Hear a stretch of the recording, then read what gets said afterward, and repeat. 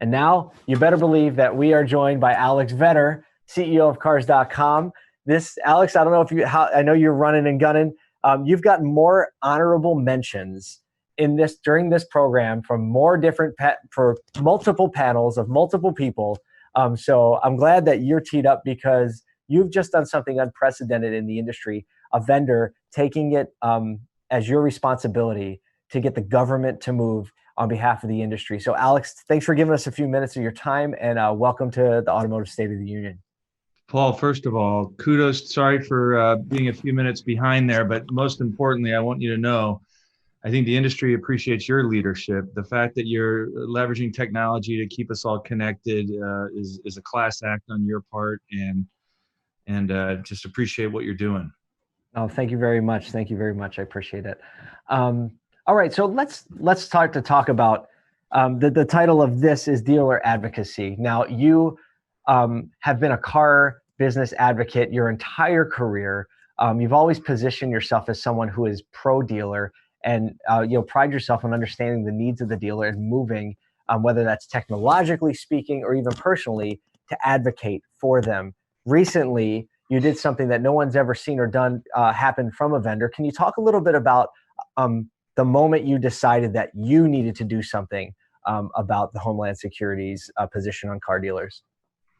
Yeah, well, Paul, it's funny. I think so many vendors in the industry make third parties out to be the bad guy or the evil guy. But I can tell you, we've been in the industry for 20 plus years.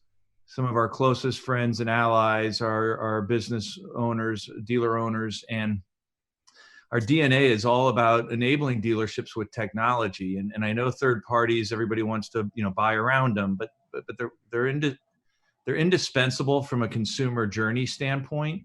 And so our business strategy is about how do we enable dealers to leverage the strength of a third-party marketplace for advantage. So many other marketplaces pit dealers to create a race to the bottom, and that's just never been our DNA. But to answer your question, like when the news cycle started talking about hotels and airlines getting federal bailout, I literally jumped off my couch watching, and I just was like ready to throw things at the television. I'm sure like many of you, it's like there are so many other employers out there that deserve federal support before these industries. And so that was the moment, if you will, that just pissed me off, frankly. And so we ended up, I reached out. All good stories start, right? I got pissed off. Yeah. And look, I've got friends in the hospitality industry. I've got friends in the airline industry. I don't mean to disparage them, but frankly, they don't do nearly what I see the dealer industry do on a day out, day in basis to keep communities strong. So anyway, we hired a lobby firm out of Colorado. I got, a number of names referred to me because I wanted to do my homework here to find out who was going to lobby on behalf of dealerships. And not that the existing associations weren't doing anything. I just felt that they were going about it kind of the old-fashioned way. And we wanted to provide a more tech-forward way to help the industry lobby on its own behalf. And so tell me about, if you're not familiar with what happened, if you're in automotive, you probably are. Can you just give us a summary of what you actually did and what the result was? Yeah, well, first thing we did is we assembled a team. We had, daily scrums. We stood up. It started with one of our employees, Joe Pistel, who I know many of you probably know, but Joe started documenting for us what was happening on a state-by-state basis, because we were hearing from our dealers that they were confused if they could stay open, are they being shut, sales versus service. And so we said, let's just post that material live. And we saw people start to engage in that content and even contribute to it. But then what we did next was we stood up on our Grow with Cars website. We kind of flipped it on its head and just started posting live updates for dealers to be able to understand what we were hearing and seeing from state to state. When we hired the lobbyist firm who basically helped us understand exactly what was happening in DC, it was kind of alarming because they were not being woken up to the fact that these community operators employ a lot of people and need federal help. So we had lawyers draft forms. We identified the people in DC that were writing the legislation. We got their email addresses, their phone numbers, and then we stood up a web page that any dealer could go in, personalize the letter so it comes directly from them. Yep. And then with a one-click button, it will go directly to the decision makers that were establishing the federal guidelines. I knew that we were going to get a few hundred dealers, but man, we had 4,000 dealers do this within less than 24 hours. And the best part is the lobbyist firm that we were working with had it played back to them through the legislators that they are being inundated now with these requests. So, we're not done yet, but the things are moving and the dealers' voices are being heard directly. That's just a great story, and we'll see and continue to see, I think, the impact of it. Now, there is a little, the industry, as you already know, there are a lot of a variety of opinions on, like, should we be open? Should we be closed? Can we sell? Can we sell ethically? And we've already heard from dealers doing a variety of things. Some paying a lot of attention to safety and operating on a minimal standpoint. Some people have closed altogether. So looking at some of the questions coming in from people. So do you feel it's okay to sell? Well, I think we have to, as an industry, we've got to make sure that when we say we want to stay open, that we're going to do it responsibly, and we're going to do it virtually, and we're going to do it on a one-to-one basis. Nobody wants to see our industry take a step back in terms of our role in keeping our communities safe. And so I think, number one, like, we've got to do business differently, and we've got to show up and meet this crisis head on. And I think, I'm blown away by some of the dealers that I've talked to and what they're doing in terms of sanitization, literally white glove service, wearing, latex gloves when they bring the car to the home.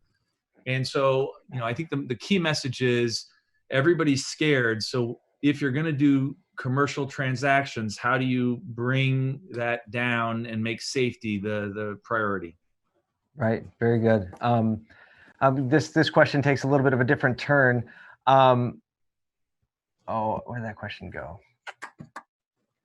So it says, what can or are you doing about the rapid decline in used car values?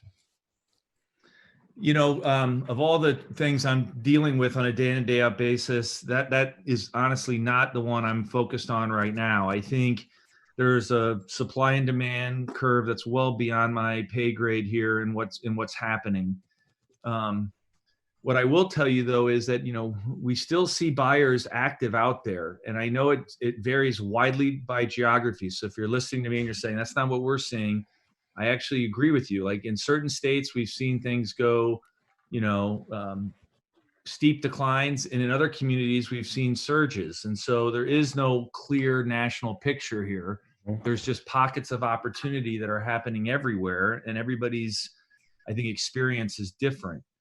I will tell you, some of the dealer actions that we're seeing embracing home delivery, though, are pretty amazing at how fast. I think last count, by about an hour ago, we were at over 10,000 dealers that have reached out to us to enable home delivery badging on cars.com. And that's exciting to me that dealers are embracing, the current reality in a tech forward way. Very good. We only have time for about one more question and probably a little parting comment. Somebody wants a little clarity. What was the thrust? I know in the industry you might be aware, but what was the thrust of the legislative request? If you could just summarize it. The thrust was that dealerships, sales departments should be classified as essential. And essential, again, with the clarifications that they would operate with safety at its primary core, right? So that most governors were not shutting down service departments, but sales was the department that we really wanted included in the federal standards. There you go. Okay. Parting question. How do you think that dealers emerge from this? Give us the picture of, what, and obviously it's hard to be specific, but what do you think the spirit of emerging from this will look like for the industry? Well, look, I think every crisis does have opportunity. My hope is that dealerships continue to improve their brand reputation as stewards of their community. Dale Wiley in Kansas City, I want to give a shout out to, because we're watching him change video creative with us, and he's launching video messaging right now, basically touting that he's providing discounts to all first responders, all healthcare workers, or anybody that's lost their jobs. And to me, that's the essence of what I see in dealerships nationally, is that they really do things that step up in a time of crisis. And so I think there's an opportunity for us to improve our image as an industry here. I think we can also improve ourselves as stewards of technology first, as opposed to the old model, which has come on down. And I do think we're going to emerge from this crisis much more delivery centric, much more we come to you, and change the marketing model here. I think the opportunities for dealerships to change their business and operate them at a radically reduced cost structure is there for those that embrace technology and embrace the current challenge. Very good.